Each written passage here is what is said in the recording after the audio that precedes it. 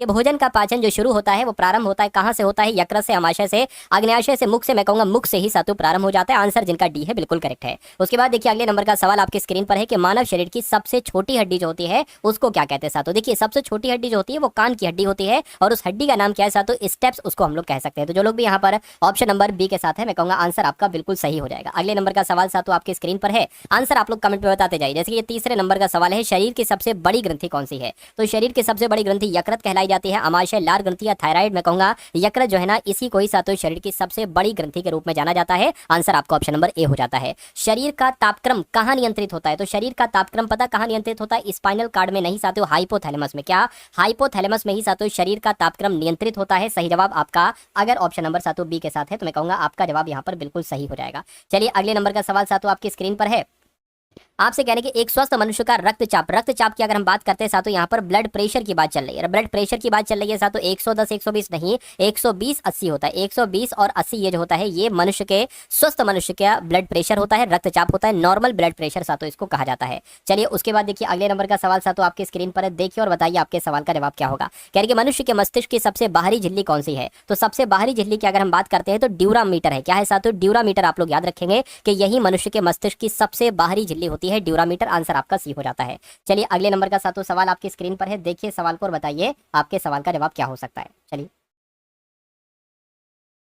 आपसे कह रही कि मछलियां किस अंग से सांस लेती हैं? तो मछलियों की अगर बात करते हैं ये नाक से सांस लेती हैं, नहीं त्वचा से, नहीं ये गिल से, है ना, ये गिल से साथियों सांस लेती हैं। ये बात आप लोग यहाँ पर याद रखेंगे। सही जवाब जिनका ऑप्शन नंबर साथियों सी के साथ है तो बिल्कुल करेक्ट है। रक्त किस प्रकार का ऊतक है? तो रक्त की अगर बात करते हैं तो रक्त एक संयोजी ऊतक है। कैसा ऊतक है साथियों? रक्त एक संयोजी ऊतक है। ये बात भी आप लोग यहाँ पर याद रखेंगे। चलिए साथियों उसके बाद देखिए अगला सवाल कह रहे कि जो पित्त स्रावित होता है साथों ये हृदय से होता है, आमाशय से होता है, आहार नाल से होता है या यकृत से होता है? तो आपको ये ध्यान रखना है ये यकृत से होता है। यकृत आपके सवाल का जवाब हो जाता है। उसके बाद देखिए अगले नंबर का सवाल साथों आपकी स्क्रीन पर है, आपसे कह रहे हैं कि निम्नलिखित में से किसके द्वारा दूध खट्टा होता है? तो दूध खट्टा जो होता है ना ये वायरस के द्वारा हो जाता है या बैक्टीरिया के द्वारा होता है? दूध का खट्टा होना ये किसकी वजह से होता है? ये जीवाणु के द्वारा होता है, यानी कि ये बैक्टीरिया के द्वारा साथों होता है। अगला सवाल आपकी स्क्रीन पर है, कह रहे कि कुत्ते के काटने से जिस विषाणु के द्वारा घात रोग उत्पन्न होता है उसको क्या कहा जाता है? उसको क्या कहा जाता है? उसको हाइड्रोफोबिया कहा जाता है। ठीक है ना, आपको ध्यान रखना है, ये क्वेश्चन साथों इंपॉर्टेंट है, आपके एग्जाम में इस बार आएगा ही आएगा। करके कुत्ते के काटने से जिस विषाणु के द्वारा घात रोग उत्पन्न होता है वो साथों हाइड्रोफोबिया कहलाया जाता है।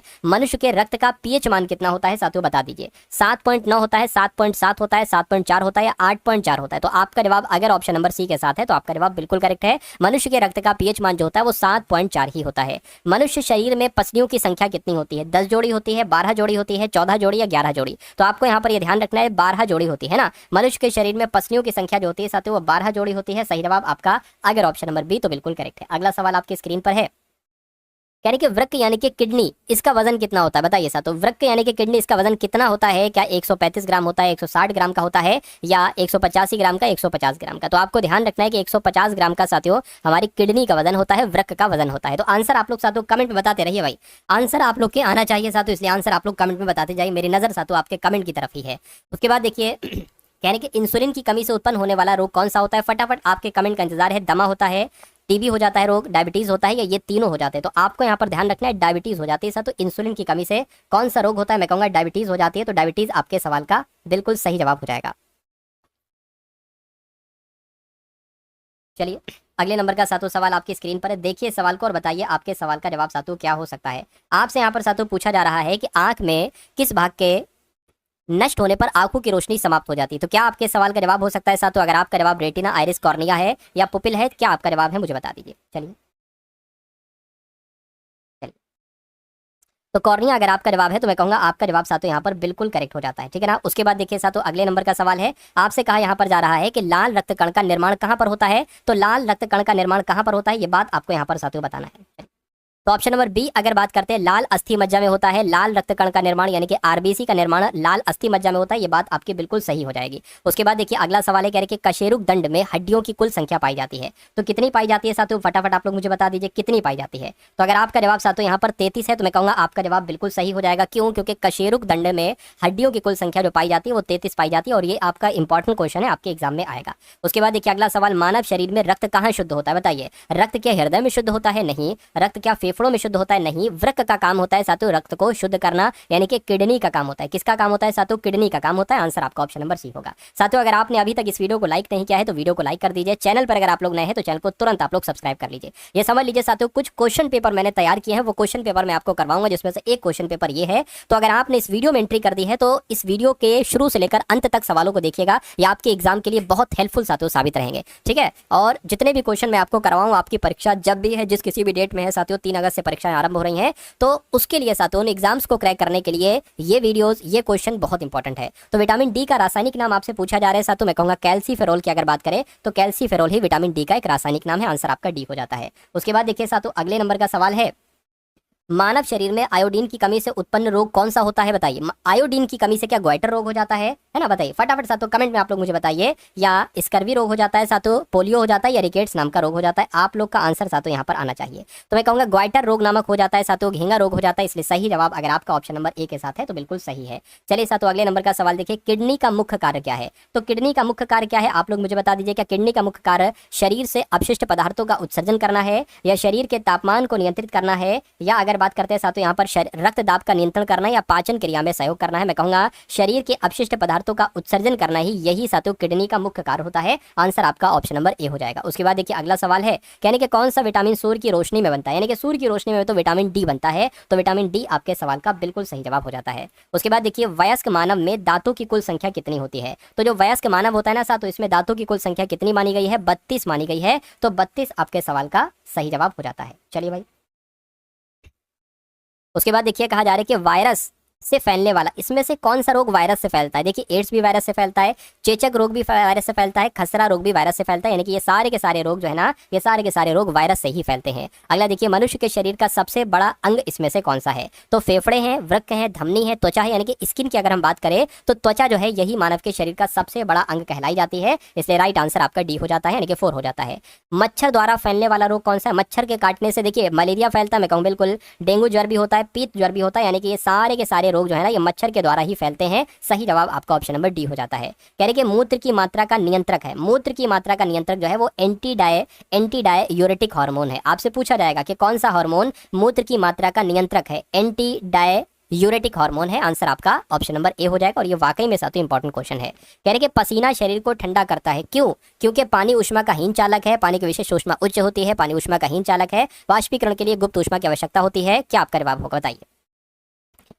मैं कहूंगा वाष्पीकरण के लिए गुप्त ऊष्मा की आवश्यकता होती है, बात आप लोग ध्यान रखेंगे, है ना। अगला सवाल आपकी स्क्रीन पर है, कह रहे कि यूरिया किसके विघटन के उत्पाद से बनता है? तो अमीनो अम्ल आपका जवाब होगा, क्योंकि यूरिया अमीनो अम्ल के विघटन के उत्पाद से ही बनता है। आंसर आपका डी हो जाएगा। हाल ही में food expo, sea food expo Bharat 2026 का आयोजन किस शहर में किया गया है? तो चेन्नई में किया गया है साथियों। सी फूड एक्सपो भारत 2026 का आयोजन चेन्नई में किया गया है। दक्षिणी वायु कमान का प्रमुख किसको नियुक्त किया गया है? ये इंपॉर्टेंट क्वेश्चन है। अभी हाल फिलहाल में ही साथियों जसवीर सिंह मान को ही दक्षिणी वायु कमान का प्रमुख नियुक्त किया गया है। आंसर आपका ऑप्शन नंबर बी हो जाएगा। दूसरे राष्ट्रीय समुद्री भोजन कौशल ओलंपियाड 2026 का आयोजन किस स्थान पर किया गया है? तो साथियों केरल के कोच्चि में इसका आयोजन किया गया है। राष्ट्रीय समुद्री भोजन कौशल ओलंपियाड 2026 का आयोजन जो किया गया है वो कोच्चि में किया गया है, आपको ध्यान रखना है ना।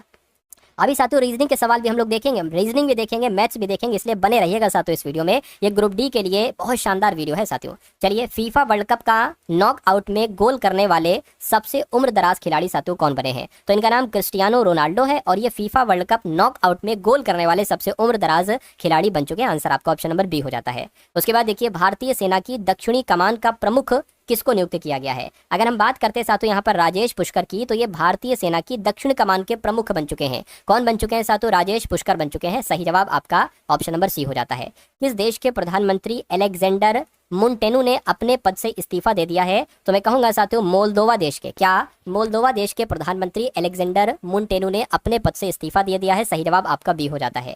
हिंदुस्तान कॉपर लिमिटेड के नए अध्यक्ष और प्रबंध निदेशक किसको नियुक्त किया गया है? तो इनका नाम आप लोग जरा याद रखेंगे, अनुपम मिश्रा इनका नाम है, और क्वेश्चन भी साथियों इंपॉर्टेंट है। हिंदुस्तान कॉपर लिमिटेड के नए अध्यक्ष भी अनुपम मिश्रा जी बने हैं, और प्रबंध निदेशक भी अनुपम मिश्रा जी ही बने हैं। चलिए, उसके बाद देखिए, गृह मंत्रालय में अतिरिक्त सचिव किसको नियुक्त किया गया है? तो इनका नाम है साथियों प्रशांत सीताराम, और प्रशांत सीताराम ही गृह मंत्रालय में अतिरिक्त सचिव के रूप में नियुक्त किए गए हैं। चलिए, उसके बाद देखिए साथियों अगला सवाल कह रहे कि किस राज्य के पैरा एथलीट होकाटो होटोजू सेमा पुरुषों के शॉर्ट पुट F-57 इवेंट में दुनिया के नंबर 1 खिलाड़ी बन चुके हैं? तो आपका जवाब साथियों नागालैंड हो जाएगा। नागालैंड आपके सवाल का जवाब है। अगला देखिए, भारतीय यूपीआई को अपनाने वाला 10वां देश कौन सा बन चुका है? तो ग्रीस देश की अगर बात करें तो ग्रीस देश यूपीआई को अपनाने वाला 10वां देश बन चुका है। आंसर आपका ऑप्शन नंबर सी हो जाता है। जुलाई 2026 में यूरोपीय संघ परिषद के अध्यक्ष किसको नियुक्त किया गया? बहुत इंपॉर्टेंट क्वेश्चन है साथियों। तो आयरलैंड आपका जवाब होगा। क्यों? क्योंकि जुलाई 2026 यानी कि अभी हाल फिलहाल की बात है ना, इसी महीने की बात है। यूरोपीय संघ परिषद के नए अध्यक्ष जो बना है साथियों वो आयरलैंड बना है साथियों। आंसर आपका ऑप्शन नंबर, परिषद का अध्यक्ष जो बना है वो आयरलैंड बना है। आंसर आपका सी हो जाता है। उसके बाद देखिए, आपसे कहा जा रहा है कि भारतीय रिजर्व बैंक के नए एग्जीक्यूटिव डायरेक्टर किसको नियुक्त किया गया है? तो इनका अगर बात करते हैं साथियों, क्या आपके सवाल का जवाब हो सकता है रविशंकर जो है ना, ये भारतीय रिजर्व बैंक के नए एग्जीक्यूटिव डायरेक्टर नियुक्त किए गए हैं। सही जवाब आपका ऑप्शन नंबर बी हो जाता है। जलवायु और भौगोलिक डेटा के आधार पर डेंगू के जोखिम का आकलन करने के लिए किस आईआईटी ने क्लाइमेट मॉडल विकसित किया है? तो आईआईटी खड़गपुर की अगर हम बात करते हैं तो जलवायु और भौगोलिक डेटा के आधार पर डेंगू के जोखिम का आकलन करने के लिए आईआईटी खड़गपुर ने क्लाइमेट मॉडल विकसित किया है। सही जवाब आपका डी हो जाता है। उसके बाद देखिए, आपसे कह रहे हैं कि हाइड्रो पावर आउटलुक 2026 के अनुसार भारत को स्थापित जल विद्युत मामले में कौन सा स्थान दिया गया है? तो भारत की अगर बात करते हैं साथियों, 5वां स्थान दिया गया। कौन सा स्थान दिया गया है? 5वां। यानी कि वर्ल्ड हाइड्रो पावर आउटलुक 2026 के अनुसार भारत को स्थापित जल विद्युत मामले में 5वां स्थान दिया गया है। अगला सवाल देखिए, गंभीर रूप से सूखने के कारण चर्चा में रही मलप्रभा नदी मुख्य रूप से किस राज्य में बहती है? तो मलप्रभा नदी की अगर हम बात करते हैं तो ये तो कर्नाटक में बहती है। मलप्रभा नदी कहाँ पर बहती है? कर्नाटक में बहती है। आंसर आपका ऑप्शन नंबर सी होगा। चीफ ऑफ स्टाफ कमेटी के अध्यक्ष के एकीकृत रक्षा स्टाफ प्रमुख के रूप में साथियों किनको नियुक्त किया गया है? तो इनका नाम है तेजिंदर सिंह, और तेजिंदर सिंह को ही चीफ ऑफ स्टाफ कमेटी के अध्यक्ष के एकीकृत रक्षा स्टाफ प्रमुख के रूप में नियुक्त किया गया है। हेलीकॉप्टर ऑपरेशन के लिए भारत की पहली सैटेलाइट आधारित लैंडिंग प्रक्रिया को किस राज्य में मंजूरी दी गई है? तो मैं कहूंगा आंध्र प्रदेश में मंजूरी दी गई है। तो आंध्र प्रदेश आपके सवाल का जवाब होगा। अगला देखिए, भारत सरकार ने किसे मलेशिया में अपना उच्चायुक्त नियुक्त किया? 50 तक सवाल देखें, उसके बाद रीजनिंग के सवाल शुरू हैं। देखिए साथियों, सोमनाथ घोप आपके सवाल का जवाब होगा। यानी कि भारत सरकार ने सोमनाथ घोप को मलेशिया में अपना उच्चायुक्त नियुक्त किया है। 54वीं वर्ल्ड रोइंग चैंपियनशिप 2026 का आयोजन कहां पर किया जाएगा? तो मैं कहूंगा नीदरलैंड में साथियों 54वीं वर्ल्ड रोइंग चैंपियनशिप 2026 का आयोजन किया जाएगा। किस राज्य सरकार ने अल्पसंख्यक शिक्षा प्राधिकरण बनाया है? बताइए। तो मैं कहूंगा ये काम उत्तराखंड ने किया है। यानी कि उत्तराखंड राज्य सरकार ने अल्पसंख्यक शिक्षा प्राधिकरण बनाया है। ये भी सवाल अच्छा है, आपके एग्जाम में आ जा रहा है कि मुझे भोजन पकाना पसंद है, कथन कह रहा है। कथन में ये कह रहा है, और धारणा देखते हैं हम लोग क्या धारणा में यहाँ पर कहा जा रहा है।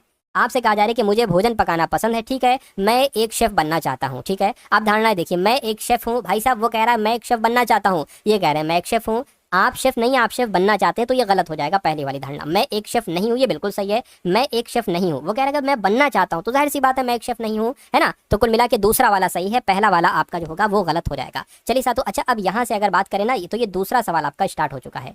एक सेकेंड, ये है ना, ये दूसरा वाला आपका सवाल शुरू हो चुका है। इसको आपको क्रम से लगाना है। पत्र, डाकिया, वितरण, पत्र पेटिका, डाकखाना। देखिए सबसे पहले नंबर पर मेरे हिसाब से पत्र आएगा, यानी कि ये पहला हो जाएगा पत्र, है ना, पहले नंबर पर। डाकिया, वितरण, पत्र पेटिका, यानी कि उस पत्र को आप पत्र पेटिका में डालेंगे, ठीक है, एक के बाद 4 आ जाएगा। फिर पत्र पेटिका के बाद साथियों डाकखाने में होगा, है ना, डाकखाना तीसरे नंबर पर आ जाएगा, यानी कि 5 नंबर। फिर उसके बाद उसको डाकिया लेने आएगा, है ना, फिर वितरण हो जाएगा, वो तो 2 हो जाएगा और 3 हो जाएगा। 145 23 कहाँ पर लिखा हुआ है? 145 23 ऑप्शन नंबर ए में लिखा हुआ है। तो जिनका आंसर ऑप्शन नंबर ए के साथ है, मैं कहूंगा आंसर आपका बिल्कुल करेक्ट हो जाएगा। चलिए साथ, उसके बाद देखिए अगला सवाल आपकी स्क्रीन पर है। आपसे यहां पर कहा जा रहा है, कि दिए गए शब्द में अक्षरों के ऐसे कितने जोड़े हैं जितने के अंग्रेजी वर्णमाला में। अब इस टाइप का सवाल साथों एक आपसे पूछा जाता है। मैं आपको समझा देता हूं इस सवाल को आप कैसे कर सकते हैं। देखिए कॉर्पोरेशन लिखा हुआ है TION। इस सवाल को कैसे करेंगे ये मैं आपको समझा रहा हूँ। देखिए अंग्रेजी वर्णमाला में, जैसे कि मान लीजिए अब मुझे एक चीज यहाँ पर दिख रही है, O और P या P और O। अंग्रेजी वर्णमाला में भी इनके बीच में कोई लेटर नहीं होता है और यहाँ पर भी कोई लेटर नहीं है, तो ये हमें साथियों एक मिल गया, यानी कि एक जोड़ा हमें मिल चुका है। उसके बाद देखिए साथियों और कुछ मिल रहा है क्या? देखिए हमें T और R मिल गया, यानी कि R, है ना, ST। तो R और T के बीच भी एक लेटर होता है अंग्रेजी वर्णमाला में, और यहाँ पर भी, तो ये हमें साथियों दूसरा जोड़ा मिल गया। उसी प्रकार और देखिए एक ये मिल गया ON, यानी कि NO के बीच भी एक कोई लेटर नहीं होता है, तो ये हमें तीसरा जोड़ा मिल गया। और देखिए जरा साथियों CORPOT, यहाँ पर साथियों देखिए P से, यानी कि P और T, P 16 पर T 20 पर, है ना, 16 17 18 19 20, बिल्कुल साथियों एक और हमें जोड़ा मिल गया, ठीक है ना। और कोई साथियों बच रहा है? और कोई बच रहा है तो मुझे साथियों आप लोग यहाँ पर बताइए।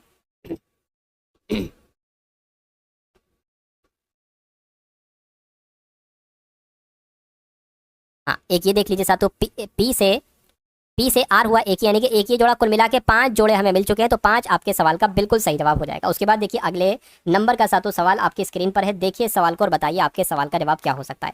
आपसे यहाँ पर कहा जा रहा है साथियों कि विभिन्न भागों में दी गई संख्याएं विभिन्न इलेक्ट्रॉनिक उपकरणों का उपयोग करने वाले व्यक्तियों की संख्या को निरूपित करती हैं। कितने लोग लैपटॉप और टेलीविजन दोनों का उपयोग करते हैं? देखिए लैपटॉप का उपयोग करने वाले ये हैं और टेलीविजन का उपयोग करने वाले ये हैं। कहने के कितने लोग लैपटॉप का भी और टेलीविजन का भी उपयोग करते हैं, बस इतनी सी बात आपसे यहाँ पर साथियों पूछी जा रही है। तो यहाँ पर अगर बात करते हैं, मैं कहूँगा 19 और 23 ये ऐसे हैं, 19 प्लस 23 जो कि लैपटॉप का भी इस्तेमाल करते हैं और टेलीविजन का भी इस्तेमाल करते हैं, तो ये तो 42 लोग हो जाएंगे। तो 42 आपके सवाल का जवाब हो जाएंगे, यानी कि 42 लोग लैपटॉप का भी इस्तेमाल करते हैं और टेलीविजन का भी इस्तेमाल करते हैं। उसके बाद देखिए अगले नंबर का सवाल है, आप अब देखिए ये सवाल बहुत शानदार है। अगर आप अपने एग्जाम को पास करना चाहते हैं तो थोड़ा सा दिमाग लगाइए और इस सवाल का जवाब दे दीजिए। 3, 18, 6, 27, 9। देखिए सर थोड़ा सा दिमाग लगाएंगे, आप देखेंगे 3 और 6, 3 और 6 को गुणा करके ये नंबर बनाया गया 18, यानी कि 3 छंग 18, ठीक है। उसी प्रकार 3 और 9 को गुणा करके ये नंबर बनाया गया 27, 3 नीम 27। तो ये नंबर अगर आपको प्राप्त करना है तो 6 नीम कितना हो जाएगा साथियों? 6 नीम आपका 54 हो जाएगा, यानी कि यहाँ पर 54 आ जाएगा। और 54 आपका कौन से ऑप्शन में लिखा हुआ है? ऑप्शन नंबर सी में लिखा हुआ है, सॉरी ऑप्शन नंबर ए में लिखा हुआ है। तो जिनका आंसर यहाँ पर ऑप्शन नंबर ए के साथ है, तो मैं कहूँगा आंसर आपका बिल्कुल सही हो जाएगा। उसके बाद देखिए अगले नंबर का साथियों सवाल देखिए, यहाँ पर अगर बात करते हैं साथियों, देखिए QDS है, NET है, KFU है, HGV है, कौन से 3 लेटर यहाँ पर साथियों आए, ये बात आपसे पूछी जा रही है। देखिए साथियों जैसे कि ये Q है, Q से यहाँ पर क्या हुआ है? N हो गया है। Q से यहाँ पर क्या हुआ है? N हुआ है, यानी कि इसमें तो 3 घटाया गया है। N से यहाँ पर क्या हुआ है? यहाँ पर भी साथियों 3 घटाया गया है। K से यहाँ पर H हुआ है, यहाँ पर भी 3 घटाया गया, तो यहाँ पर भी 3 घटाया जाएगा। तो 3 घटाओगे साथियों E आ जाएगा, ठीक है। E कहाँ पर है? यहाँ पर नहीं है, E सिर्फ यहाँ पर है, यानी कि हो सकता है यही आंसर हो। उसके बाद अगर बात करते हैं साथियों D से E, D E F G, तो H यहाँ पर आ जाएगा। तो देखिए H यहाँ पर भी है, यानी कि यही हमारे और आपके सवाल का बिल्कुल सही जवाब हो गया। तो यहाँ पर विजय पाल आंसर कर रहे हैं, अनुपम आंसर कर रहे हैं, बाल मुकुंद है ना, अनुपम है, अंतिमा है, संजय है, सभी लोग साथियों आंसर करते रहिए। मुझसे पहले आपका आंसर आना चाहिए। बहुत शानदार सवाल है और एक ऐसा सवाल आपके एग्जाम में आएगा ही आएगा, ये बात साथियों आप लोग ध्यान कर लीजिए। और इस सवाल का जवाब मुझे आपसे चाहिए। चलिए कहने के 6 व्यक्ति हैं U, V, W, X, Y और Z में से ये ज्ञात कीजिए कि U कम से कम 3 व्यक्तियों से लंबा है, ठीक है। W की अगर बात करते हैं V से लंबा है, जो ठीक एक व्यक्ति से लंबा है। अच्छा भैया, तो यहाँ पर एक काम साथियों आप ये कर लीजिए, V से लंबा कौन है? W है। तो V से लंबा कौन हो जाएगा? V से लंबा कौन हो जाएगा? W हो जाएगा। तो W हम ऊपर रखें क्योंकि ये लंबा है। V से लंबा है जो ठीक एक व्यक्ति से लंबा है, जो का मतलब होता है दूसरा वाला, पहला वाला W है, दूसरा वाला V है, यानी कि V जो है ना ये एक व्यक्ति से लंबा है। V एक व्यक्ति से लंबा है, यानी कि अभी यहाँ पर एक पोजीशन और आएगी, एक पोजीशन आएगी, उसके बाद नीचे कोई नहीं है, सारे के सारे ऊपर होंगे। तो 1 2 3 4 5 और 6 लोग हो गए। उसके बाद कह रहे हैं कि W से छोटा नहीं है X है, W से छोटा नहीं है साथियों X है, ठीक है, तो बड़ा होगा। Y U से लंबा है, Y U से लंबा है और X U से छोटा। देखिए कहने के क्या कहा जा रहा है साथियों, X W से छोटा नहीं है तो W से बड़ा होगा, ठीक है। उसके बाद कहने के X U से छोटा है, यानी कि U से छोटा कौन है साथियों? U से छोटा X है। कहने के Y U से लंबा, U से लंबा कौन है? Y है। अब बचा एक यहाँ पर, उनमें से चौथा सबसे लंबा कौन है? यहाँ पर कौन आ जाएगा साथियों? देखिए एक बार फिर से करा लेते हैं साथियों, यहाँ पर हम लोग कह रहे कि W V से लंबा है, W जो है ना V से लंबा हो गया, जो ठीक एक व्यक्ति से लंबा है, ठीक है। W से छोटा नहीं है X, ये भी हो गया। U से लंबा Y। अच्छा अब एक ही तो बचा है Z, तो Z यहाँ पर आ जाएगा, सिंपल सी बात है। चलिए तो अब सवाल पूछा जा रहा है उनमें से चौथा सबसे लंबा कौन है, तो चौथा सबसे लंबा कौन हो जाएगा? मैं कहूँगा X हो जाएगा। तो X आपके सवाल का बिल्कुल सही और सटीक जवाब हो जाता है। चलिए साथियों उसके बाद देखिए एक और बेहतरीन लेवल का साथियों सवाल आपके स्क्रीन पर आ चुका है। देखिए ये मैं भी पहली बार कहीं ना कहीं सवाल देख रहा हूँ, है ना, और आप भी हो सकता हो पहली बार इस सवाल को सॉल्व कर रहा हूँ। जैसे मैं पहली बार सॉल्व कर रहा हूँ, आप भी हो सकता हो पहली बार सॉल्व कर रहा हूँ। बस मुझे इतना पता है कि सवाल जैसा जैसा कह रहा है मुझे वैसा वैसा करना है ना। सवाल जैसा जैसा कह रहा है बस मुझे वैसा वैसा करना है, मैं राइट आंसर तक खुद ब खुद पहुंच जाऊंगा। कहने के 7 व्यक्ति हैं A B C D E F G, सीधी पंक्ति में उत्तर की ओर मुंह करके बैठे हैं, ठीक है भैया। तो 1 2 3 4 5 6 और एक साथ, तो यहाँ पर 7, ये 7 लोग यहाँ पर मैंने बैठा दिए। सभी का मुंह जो है ना वो उत्तर की तरफ है, ठीक है, उत्तर की तरफ है। यानी कि C के बाईं ओर मात्र 2 व्यक्ति बैठे हैं, C के बाईं ओर, तो C मेरे हिसाब से यहाँ पर आएगा। C के बाईं ओर 2 व्यक्ति बैठे हैं केवल। A और B के मध्य मात्र 2 व्यक्ति बैठे। एक काम करिए, देखिए A भी यहाँ पर भी है, A भी यहाँ पर भी है, तो आप A B को सबसे पहले सॉल्व करिए, है ना। कहा जा रहा है कि A के बाईं ओर बैठा है B, तो A को आप कहीं पर बैठा लीजिए, मान लीजिए A को आपने यहाँ पर बैठा लिया, तो A के बाईं ओर, है ना, A के बाईं ओर बैठता है साथियों B, ठीक है। और यहाँ पर कहने के A और B के मध्य मात्र 2 व्यक्ति हैं। अच्छा भैया तो एक काम करिए साथियों, अच्छा बाएं बैठेगा तो एक काम करिए, A को यहाँ पर आप ना बैठा लिए, A को आप यहाँ पर बैठा दीजिए या यहाँ पर बैठा दीजिए। A के बाईं ओर B बैठा है और A और B के ए और बी के दो व्यक्ति बैठे हैं, ए और बी के बीच में दो व्यक्ति बैठे, तो एक दो यानी कि बी आपका यहाँ पर आ जाएगा, बिल्कुल क्लियर बात है। उसके बाद कह रहे हैं कि ई दाई और है ए का, ए के दाई और कौन है, ई है, तो ए के दाई और ई है यानी कि ई आपका यहाँ पर आ जाएगा। उसके बाद देखिए कह रहे कि मात्र एक व्यक्ति डी के दाईं ओर बैठा हुआ है, डी के दाईं ओर सिर्फ एक व्यक्ति बैठा है, तो एक काम करिए साथियों, आप जो है ना आप एक इधर बढ़ा लीजिए और इधर से एक कट कर दीजिए, क्योंकि एक बात यहाँ पर कही गई है कि डी के दाईं ओर एक सिर्फ एक व्यक्ति बैठा है। अगर हम डी को यहाँ पर बैठा दें तो देखिए डी के दाईं ओर सिर्फ और सिर्फ एक व्यक्ति बैठा है, ये बात क्लियर हो गई है ना। चलिए अब एक बार फिर से सवालों को पढ़ ले। अच्छा इसको कर लीजिए, एफ बी का निकटतम पड़ोसी नहीं है, यानी कि एफ यहाँ पर नहीं आएगा, एफ आपका यहाँ पर नहीं आएगा, तो एफ या तो यहाँ पर आएगा या एफ यहाँ पर आएगा। एक बार फिर से पढ़ लीजिए सवाल को, यानी कि सी के बाईं ओर दो दो व्यक्ति बैठे हैं, सी किधर गया, सी किधर गया, अच्छा फिर सी आपका जो है ना वो यहाँ पर आ जाएगा, क्योंकि सी के बाईं ओर दो व्यक्ति बैठे हैं, और एफ की अगर बात करें फिर एफ यहाँ पर नहीं आएगा, तो फिर एफ यहाँ पर ही आ जाएगा, और फिर बचा है जी, और जी आपका यहाँ पर आ जाएगा। तो कुल मिला के सवाल में पूछा गया है कि ई और बी के मध्य कितने व्यक्ति बैठे हैं, तो ई और बी के मध्य कितने व्यक्ति बैठे हैं, एक दो तीन, तीन व्यक्ति बैठे हैं, तो तीन कहाँ पर लिखा हुआ है, तीन आपका ऑप्शन नंबर डी में लिखा हुआ है, ठीक है ना। चलिए चलिए तो कुल मिला के राइट आंसर आपका ऑप्शन नंबर डी हो जाता है। उसके बाद देखिए अगले नंबर का सवाल साथों आपके स्क्रीन पर है, देखिए इस सवाल को और बताइए आपके सवाल का जवाब क्या हो सकता है। देखिए आपसे कह रहे हैं कि 6 कर्मचारी हैं, L N P R T और वी, एक वृत्ताकार मेज के चारों ओर केंद्र की ओर मुंह करके बैठे हुए हैं। ठीक है भैया, तो यहाँ पर कितने लोग बना लेते हैं, 6 लोग बना लेते हैं, 1 2 3 4 5 और 1 6, ये 6 लोग यहाँ पर हमने बना लिए। उसके बाद कहा जा रहा है कि वी एन के बाईं ओर दूसरे स्थान पर बैठा हुआ है, एल पी के तुरंत बाएं ओर बैठा हुआ है, आर पी के बाएं से दूसरे स्थान पर बैठा हुआ है, पी और एन के दाएं से तीसरे स्थान पर बैठा हुआ है। तो देखिए एन के बाएं कौन बैठा हुआ है दूसरे स्थान पर, वी, तो एन को आप कहीं पर भी बैठा लीजिए, सबका मुंह केंद्र की तरफ है। एन के बाएं दूसरे स्थान पर वी बैठा है, तो वी हमने बैठा लिया। अब हमें वो लाइन को सॉल्व करना है जिसमें या तो एन का जिक्र हो या वी का जिक्र हो, तो एन का जिक्र यहाँ पर हो रहा है, तो एन के दाएं को तीसरे पर पी बैठा है, इनके दाएं तीसरा 1 2 3, यानी कि यहाँ पर साथ पी आ जाएगा। उसके बाद अब हमें उस लाइन को सॉल्व करना है जिसमें वी पी या एन का जिक्र किया गया हो, तो देखिए पी का जिक्र यहाँ पर किया गया, पी के तुरंत बाएं ओर बैठा हुआ एल, यानी कि एल यहाँ पर आ जाएगा, ठीक है। हाँ उसके बाद अगर बात करते हैं पी के बाएं से दूसरे स्थान पर आर बैठा हुआ है, यानी कि पी के बाएं दूसरे पर आर बैठा, आर यहाँ पर बैठेगा, बचा टी, टी यहाँ पर बैठ जाएगा। सवाल आपसे पूछा जा रहा है कि ये वी होगा साथ, वी के तुरंत दाएं कौन बैठा हुआ है, तो वी के तुरंत दाएं कौन बैठा हुआ है, मैं कहूंगा टी बैठा हुआ है, तो टी जो होगा वो आपके सवाल का बिल्कुल सही है। करके यदि आज मंगलवार है तो 491 दिन पहले कौन सा दिन था। देखिए यहाँ पर दो तरह की चीजें आ सकती है, या तो ये भी पूछा जा सकता है कि यदि आज मंगलवार है 491 दिन बाद कौन सा दिन है, या 491 दिन पहले कौन सा दिन है, कुछ भी पूछा जा सकता है। आपको अगर ऐसा सवाल है तो जो नंबर दे रखा हो उसकी भाग आपको कराना है 7 से, सिर्फ और सिर्फ 7 से। क्या आएगा देखिए 7 सत्ते 49 बचा 1, यानी कि यहाँ पर शेष कितना बचा साथियों, 1 बचा। अगर आपसे कहे कि आज मंगलवार है और इतने दिन पहले कौन सा दिन है, तो ये 1 को घटाना है, किसमें से, इसमें से 1 घटाना है। तो मंगलवार में 1 घटाओगे क्या आ जाएगा साथियों, सोमवार आ जाएगा। तो मैं कहूंगा कि अगर आज मंगलवार है तो 491 दिन पहले सोमवार था। लेकिन अगर सवाल में ये पहले शब्द ना हो बाद शब्द हो तो फिर आपको 1 माइनस नहीं करना है, 1 प्लस करना है। तो मंगलवार में प्लस करोगे साथियों क्या आ जाएगा, बुधवार आ जाएगा। तो ये दोनों चीजें आप लोग साथियों याद रखेंगे। उसके बाद देखिए अगला सवाल आपसे कहा जा रहा है कि 8:50 पर दोनों सुइयों के बीच कितने डिग्री का कोण बनेगा, मुझे बताइए। एक सूत्र होता है, आपको घड़ी का कुछ भी समय दे दिया जाए, आपसे पूछा जाए कि भैया जब ये समय बचता है तो 1 घंटे वाली सुई 1 मिनट वाली सुई, इन दोनों सुइयों के बीच कौन सा कोण बनेगा, तो सिंपल सा आपको साथियों एक सूत्र लगा देना होता है ना। क्या लगा देना मैं आपको बता देता हूँ साथियों, 60 गुणा घंटे, है ना, 60 गुणा घंटे डिफरेंस या माइनस कह लो 11 गुणा मिनट, है ना, 11 गुणा मिनट, और बटे क्या कर दोगे, बटे 2 कर दोगे। अब इसको कैलकुलेट करा लीजिए, 60 गुणा घंटे कितने हैं, 8 घंटे हैं तो 8 आ जाएगा, डिफरेंस 11 गुणा मिनट कितने हैं, तो 50 मिनट है, बटे कितना आ जाएगा, 2 आ जाएगा। 6 अट्ठे 48 यानी कि 480 ये आ गया, 11 पंजे 55 यानी कि 550 ये आ गया, बचा 2, कितना बचेगा, 20 और 50 70 यहाँ पर आ जाएगा, 70 बटे 2 कितना आ जाएगा साथियों, 35 आ जाएगा। यानी कि 35 डिग्री की अगर बात करते हैं तो ये छोटा कोण बना है। कितना कोण बना है, छोटा कोण बना है। लेकिन हमें बड़ा कोण निकालना है। बड़ा कोण कैसे निकालते हैं, 360 में से छोटा कोण घटाना पड़ता है। छोटा कोण 35 है, 360 में से 35 घटाओगे 325 आ जाएगा, यानी कि ये बड़ा कोण निकलेगा, और यही आपके सवाल का जवाब हो जाता है। समझ गए साथियों। हाँ, तो जिनका भी आंसर यहाँ पर ऑप्शन नंबर बी के साथ है तो बिल्कुल सही है। चलिए साथियों अगला सवाल देखिए, इस सवाल की अगर बात करते हैं, इस सवाल को देखिए और आप लोग मुझे बताइए आपके सवाल का जवाब क्या होगा, बताइए।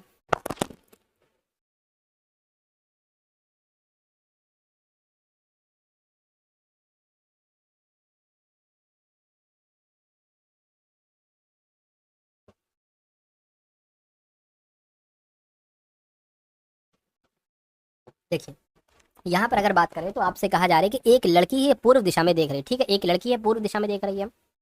एक बात मैं आपको यहाँ पर बता दूं, अगर आप एग्जाम हॉल में हैं, मान लीजिए आप यहाँ पर बैठे हैं, तो हमेशा ऊपर की दिशा आपकी उत्तर की दिशा होगी, इस तरफ की दिशा हमेशा पूर्व होगी, ये आपकी सातों पश्चिम होगी और ये आपकी दक्षिण होगी। तो कह रहे हैं कि पूर्व दिशा में देख रही है एक लड़की, तो पूर्व दिशा में एक लड़की देख रही है, वह कैसे घूमे कि वो, क्या लिखा हुआ है, वो कैसे घूमे कि उसका उसका मुख उत्तर में हो जाए, यानी कि इस दिशा में हो जाए, ठीक है ना। अगर हम इस ऑप्शन को सही मानते हैं, देखिए दाएं दाएं दाएं, 2 बार घूमी, 3 बार घूमी दाएं, तो दाएं घूमी फिर दाएं घूमी, तो अभी तो उसका मुंह उत्तर तरफ है, लेकिन बाएं बाएं घूमी, बाएं घूमी, अभी तो उसका मुंह दक्षिण तरफ आ गया, तो ये आंसर नहीं हो सकता, ठीक है, इसको हटा दीजिए। अब दूसरे वाले ऑप्शन को हम सही माने, मान लीजिए उसका मुंह उत्तर की तरफ है, जो कि यहाँ पर कहा गया है, अगर वो बाएं घूमे तो बाएं हमने घुमा दिया, फिर वो दाएं दाएं 2 बार घूमे, दाएं घूमे फिर दाएं घूमे, फिर वो बाएं बाएं 2 बार घूमे, एक बार बाएं घूमे फिर वो बाएं घूमे, तो अब तो उसका मुंह सातों उत्तर तरफ आ गया, तो मैं कहूंगा यही ऑप्शन नंबर बी वाला आपके सवाल का बिल्कुल सही जवाब हो जाएगा। आप लोग मुझसे पहले आंसर नहीं दे रहे हो साथियों, मुझसे पहले अपना आंसर दीजिएगा, उसके बाद देखिए इस सवाल का तो कम से कम आंसर आप लोग दे दीजिए, क्या कहता है ये सवाल। आपसे कहा जा रहा है, एक फोटो को देखकर एक लड़के ने कहा, ये एक फोटो है और एक लड़का कुछ कह रहा है, क्या कह रहा है, लड़के ने कहा वह मेरे पिताजी की माता, यानी कि ये जो है ना, ये मेरे पिताजी की माता, पिताजी की माता कौन हो जाएंगी, पिताजी की माता दादी हो जाएंगी, दादी के इकलौता पुत्र कौन होगा, यानी कि आपके पिताजी की ही बात चल रही है, अरे दादी के इकलौता पुत्र कौन होगा, आपका पिताजी होगा, तो उनकी पत्नी है, यानी कि ये जो है ना आपके पिताजी की पत्नी है, तो ये तो आपकी माता जी हो गई। तो कह रहे कि तो उस लड़के का उस फोटो वाली महिला से क्या संबंध है, वो महिला लड़के को क्या कहेंगे, लड़के को वो माँ अपने बच्चे को पुत्र कहेगी, साथियों पुत्र कहेगी, और पुत्र आपका ऑप्शन नंबर बी वाले में लिखा हुआ है, समझ गए साथियों सवाल को। चलिए साहब, तो उसके बाद देख लेते हैं नेक्स्ट नंबर का सवाल आखिर हमसे क्या कह रहा है, क्या हमसे यहाँ पर साथियों इस सवाल के बारे में पूछा जा रहा है। चलिए भाई, तो आपसे अगर बात करते हैं, आपसे कहा जा रहा है कि किसी विशेष कूट भाषा में 7 को 7 6 5 4 3 2 1 लिखा जाता है, 10 को 1098765432 1 लिखा जाता है, 13 को क्या लिखा जाएगा, इसमें से मुझे बता दीजिए, फटाफट आंसर आपका साथों आ जाना चाहिए। देखिए एक चीज़ तो मेरी समझ में आ रही है, जैसे कि ये 7 कितना है, 7 है, तो शुरू में देखिए 7 लिखा हुआ है, ये 10 है तो शुरू में देखिए 10 लिखा हुआ है, ये 13 है तो शुरू में साथों 13 ही लिखा होगा, लेकिन एक चीज़ देखिए यहाँ से 1 से स्टार्टिंग है और 7 तक जा रही है, यहाँ से 1 से स्टार्टिंग है और 10 तक जा रही है, यानी कि 1 से स्टार्टिंग होगी और 13 तक जाएगी, तो 1 2 3 4 5 6 7 8 9 10 11 12 और 13, यानी कि ये नंबर कहाँ पर लिखा हुआ है एक बार देखकर साथों इतनी सी बात मुझे बता दीजिए। मैं कहूँगा 1 2 3 4 5 6 7 8 9 10, ये तो ऑप्शन नंबर ए में ही लिखी हुई है, तो यही आपके सवाल का जवाब हो जाएगा, ठीक है ना। चलिए, तो जो लोग भी यहाँ पर ऑप्शन नंबर ए के साथ हैं तो बिल्कुल सही आपका जवाब हो जाएगा। उसके बाद देखिए साथियों अगले नंबर का सवाल, यानी कि एक त्रिभुज की भुजाओं का अनुपात जो है ना वो 4:3:2 है, यदि त्रिभुज का परिमाप 63 सेंटीमीटर है तो सबसे बड़ी भुजा की लंबाई क्या होगी, ये बात आपसे यहाँ पर साथियों पूछी जा रही है और फटाफट आप लोग मुझे बताइए।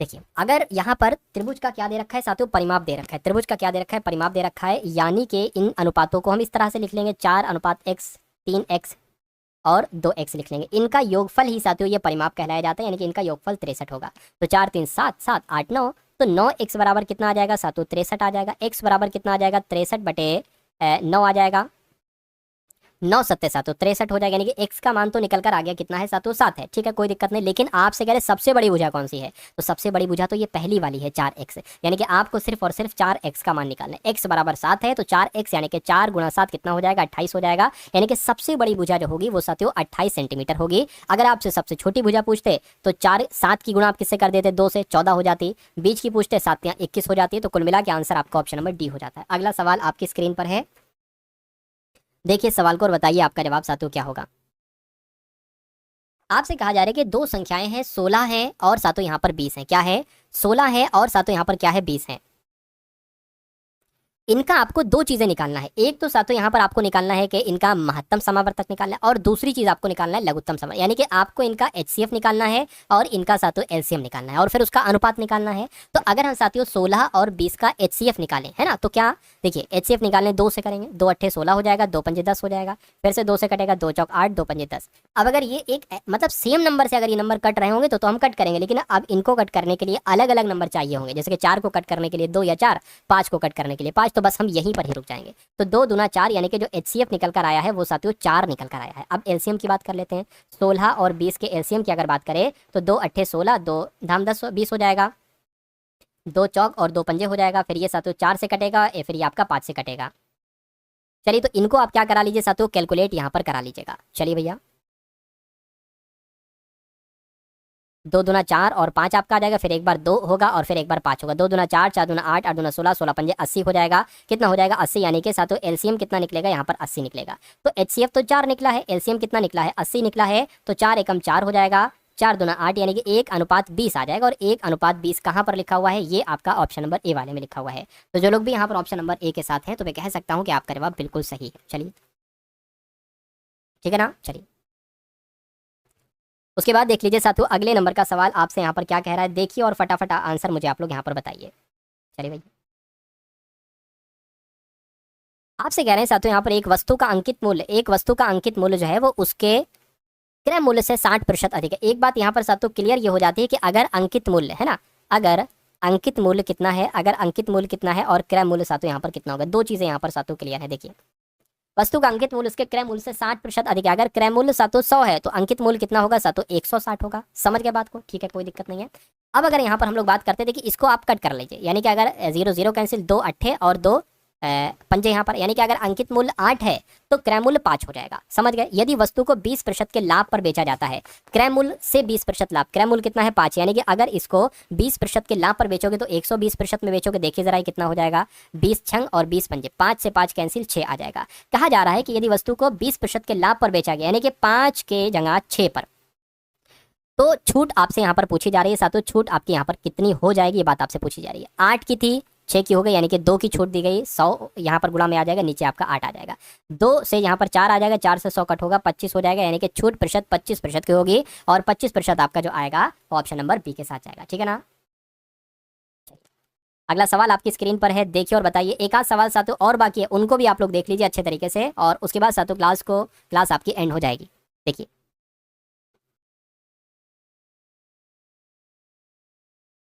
यानी कि 8 संख्याओं का औसत 44 है, तो 8 संख्याओं का औसत अगर 44 है, अब मैं अगर आपसे कहूं कि 8 संख्याओं का कुल मिला के योगफल कितना होगा, 8 संख्याओं का कुल योग कितना होगा, ये कैसे निकालेंगे। पहले पहली लाइन का मतलब तो समझ लीजिए, तो आप निकालेंगे 8 गुणा 44। ठीक है, ये बात आपकी क्लियर हो गई यहाँ पर।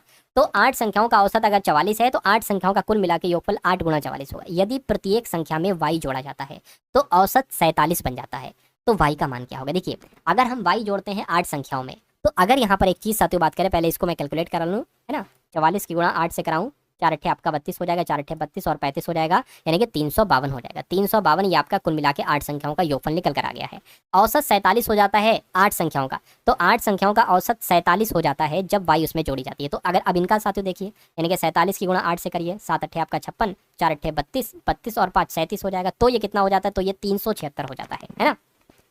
अब अगर बात करते हैं, देखिए इनमें इनमें क्या फर्क है, इनमें और इनमें साथियों क्या फर्क है बताइए। इनमें इनमें जो फर्क है साथियों वो कहीं ना कहीं y का है। तो अगर 376 में से 352 हम घटाते हैं तो कितना आता है साथियों, 24 आता है। ये 8 से आपका, क्योंकि 8 संख्या है तो 8 से भाग होगी, 8 8 16, 8 24, यानी कि मैं कह सकता हूँ साथियों y का मान जो होगा वो 3 होगा। और 3 कहाँ पर लिखा हुआ है, 3 आपका ऑप्शन नंबर ए में लिखा हुआ। तो दोस्तों ये वीडियो आप लोगों को कैसी लगी कमेंट बॉक्स में ज़रूर बताएं। वीडियो अच्छी लगे तो वीडियो को लाइक करें और चैनल पर नए हैं तो चैनल को सब्सक्राइब करें।